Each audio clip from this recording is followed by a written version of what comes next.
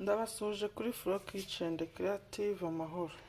Twagarutse rero live mu gikoni tugiye guteka ibindi biryo.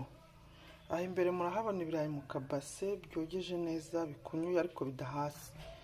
Tugiye guteka rero bya birayi byiza byo mu kabari biryoshye.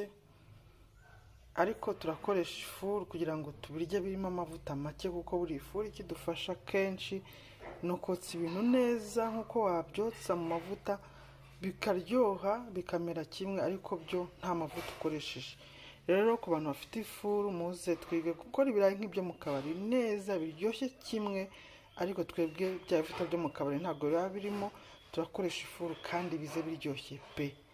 Twamaze kubironga rero reka tubikate ngende mbere kuko tubikora kugeza tubishyize mu ifuru hanyuma tubyotse bize biryoshye bihiye bimeze neza nka bimwe nyine byo mu kabari. Twagiye ibirayi byacu rero twamaze kubikata, twabikasemo kabiri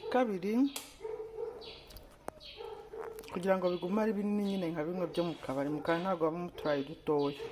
Tugiye gukora kopi kabisa bize biryoshye nka bimwe byo mu kabari. Hano rero mfite icyuma ngiye kugenda mbijombamo gutya kugira ngo noneho akarungo nza gusigamo muraza kubona uko ndi bugakore kagende kabasha kwinjiramo. Ngiye kugenda mbijombamo icyuma byose gutya gakeya ariko gakeya nta bisatura gutya birahagije. Ikirayi wenda nyijombemo nka gatatu kugira ngo noneho ka karungo kaze kwinjiramo neza ibirayi bize kuza biryoshye uko tubishaka. Nuko ngiye kuba mbikoze. Ibirayi rero maze kugenda mbijombamo icyuma kwa kundi niwitegereza neza urabibona utu turongo tugiye turiho ku kirayi turatuma akarungo kinjiramo ku buryo kiraryoha wajya ugisatura n'imbere ukumva ko akarungo kagezemo kiryoshye. Biragaragara ko nagiye nyine mbishishamo icyuma kuriya nari mbikoze. Mujya mwihangana hari ibyo ntabona uko mbereka ndi kubikora kubera imiterere ya kamera mba ndi gukoresha, ariko hari uko Uwiteka azabigenza neza ndabyizeye. Kamera nziza ikaboneka nkajya mbereka ibintu byose uko ndi kubikora. Muzajya munyihangana ariko mba nagerageje kubisobanura ibyo ngiye gukora byose. Biragaragara ko ni ugucishamo icyuma gusa kuriya mbikoze. Hanyuma reka dukore akarungo. Mbazuta akarungo rero ugiye gukora n'akiki. Tugiye gufata sorwatomu nkeya itari nyinshi cyane iringaniye, dushyiremo ka black pepper gasenda buri gihe mu buryo rwose kaza karyoshye. Dushyiremo cya kirungo cya timerike kuko mwamaze kubibona ko gituma ibiryo bisa neza cyane kandi bikaryoha. Dukoresha amavuta, dukoreshe n'umunyu. Nibyo ngiye kuvangira muri aka kaboro kari hano, hanyuma namara kubivanga neza nkahita ntangira gusiga ibirayi byanjye. Hano rero mfashe ikiyiko kimwe cy'amavuta cyuzuye neza, kiramo agace kamwe ka timerike k'akayiko, agace ka black pepper, sorwatomu sinyankoresha nyinshi, bugize byinshi cyane ntabwo biba neza. Mfashe nka 1/4 cya sorwatomu, murabibona ntabwo iracyarimo, ntabwo nayimazemo, iracyarimo rwose ndetse nyinshi. Nka 1/4 mfasheho. Hanyuma reka mfate n'akunyu karinganiye, uyu urahagije kuri bya birayi ni ibiro 2. Reka rero mvange ibi bintu bikora akarungo keza, hanyuma dusige ibirayi byacu ubundi dushyire mu ifuru. Reka nkavange neza kanoge hanyuma tubisige. Akarungo kacu kamaze kwivanga rero byahuye byabaye ikintu kimwe. Ngiye kurapiramo udutungurusumu nka 2 tuguse nka 2 gusa kugira ngo bihumure. Mujye mumenya akabanga ko kuryoshya ibiryo, ariko kuryoshya ibiryo kubihumuza neza ku buryo biriho wese abirya afite apeti. Hano ubu rwose ku ibanga ryanjye ndahita ndapiramo agatungurusumu gakeya kugira ngo bihumure, nibiva mu ifuru birabihumura cyane. Tungurusumu rero utu 2 turahagije, ni tunini turahagije rwose, turakoramo. Ngiye kuturapiramo hanyuma nsige bya birayi byacu. Wow, ibirayi byacu rero sano maze kubisiga nta kindi nakoze, nafashe ka karungo ngenda nshyira ku buroso nsiga.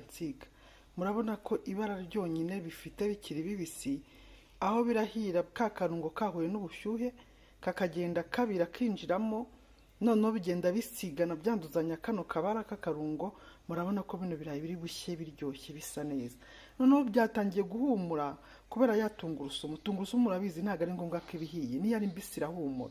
Noneho iyo uvanze gutya rero n'agasarisa na twa turungo tundi n'amavuta, uba wumva bifite umwuka mwiza. Niyo urigase wumva ari akarungo karyoshye cyane. Rero mwibaze ni gashya noneho gahere kuri ibi birayi ukuntu biri bube bimeze, ukuntu biri bube bisa cyangwa ukuntu birashya biryoshye. Rero tumaze kubisiga ngibyo, nta kindi gikurikiye ni ukubishyira mu ifuru. Mu ifuru turashyiramo iminota nka 30, hanyuma ibirayi ntabwo byarenze iminota 30, ndetse ushobora no kudashira 25 gutyo. Turareba, iyo ndakoresha ndababwira, ariko ngiye kuba ndegeye byibuze iminota 25. Abona no gusiga gusa nakoze ikintu uko nakivanze, ibyo nakoresheje mwabibonye nta kindi. Ibirayi ubundi bikaza biryoshye bihumura bisa n'ibyo mu kabari, biryoshye nk'ibyo mu kabari, ariko byo ibyacu bifite akarusho ko nta mavuta menshi, ikindi harimo uturungo turi naturel twiza ku mubiri. Twagiye rero katubishyire mu ifuru dutangire tubyotse. Murabibona bisa neza cyane ariko ibirayi byacu rero byatunganye. Ibyo nari gukoraho nibyo nabiberetse. Reka tubishyire mu ifuru. Okay, byagezemo, namaze gucana. Reka dufunge ubundi dutegereze ya minota 30. Wow, ibirayi byacu rero ya minota irashize ku 30, ariko ku minota 20 nagabanyije kuko ubwo biba bitangiye gushaka gushirira. Hanyuma hari akandi kantu nakoze ntabashije gukamera, nagakoze nihuta muri yangana, ariko ngiye kukababwira.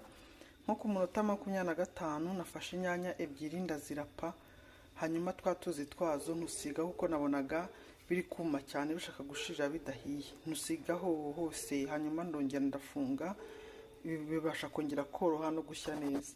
Nukuri mbikuyemo. Ikindi kandi birumvikana ko ubihindura, ugenda ubihindura uruhande kugira ngo hose hashye hameze neza. Rero nuko nguko bimeze, nuko bihiye byumutse. Reka tubyarure. Murabona ko bisa neza cyane rwose, byahiye ari ibirayi bisa neza kandi biryoshye. Wow, ibirayi byacu rero ngibi twabyaruye bigeze ku isahani. Murabona ko bisa neza, byahiye neza nkuko nabibabwiye. Murabona ko ari bya birayi byo mu kabari byiza cyane, biba biryoshye, biba byumutse. Ibi ngibi babishyira ku gafi ka brochette se gufatisha mu kabari. Murabizi uko biba bimeze. Na hano rero mu rugo wabiteka, wabyotsa rwose mu ifuru yawe, ukabona ibirayi byiza bimeze neza, bimeze gutya. Mwabibonye uko nabikoze. Na kaji k'inyanya nakoze nyuma inyanya ebyiri gusa ngasigaho, hanyuma ibirayi bigashya bimeze neza cyane. Murabibona rwose ko ari ibirayi bimeze neza nk'ibyo mu kabari. Biraryoshye, biri guhumura kubera na kagatungurusumu nyine byabaye mawe.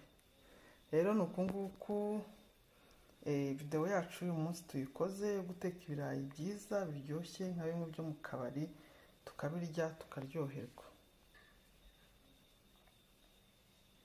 Reka rero turyeho twumve, tunarebe ko bihiye. Nge ndabizi ko bihiye, ariko reka nze mbibereke kandi bumvire ukuntu biryoshye. Biraryoshye rwose.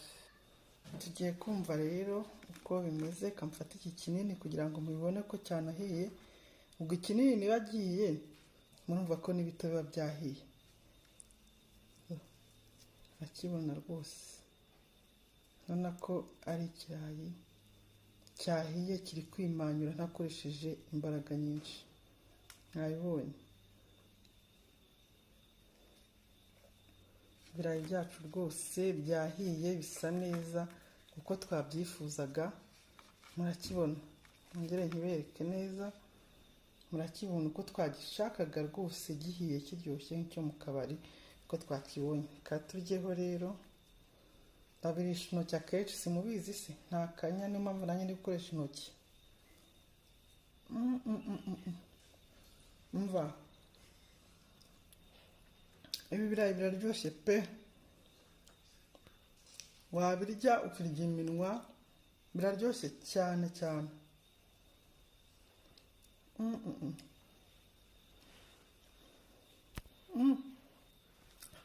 Ibirayi biraryoshye. Abantu mufite ifuru ndabatumira guteka ibirayi gutya ukabirya nk'ibyo mu kabari bidatetse mu bivuta. Urabona ko tuba tubitetse neza, nta mavuta birumutse, kandi ukaryoherwa nka bya byo mu kabari. Itandukaniro ari uko nta mavuta menshi twebwe tuba twakoresheje. Mwabibonye, mubikore murye neza ibitarimo amavuta menshi, musegasire amagara, mubungabunge ubuzima bwanyu.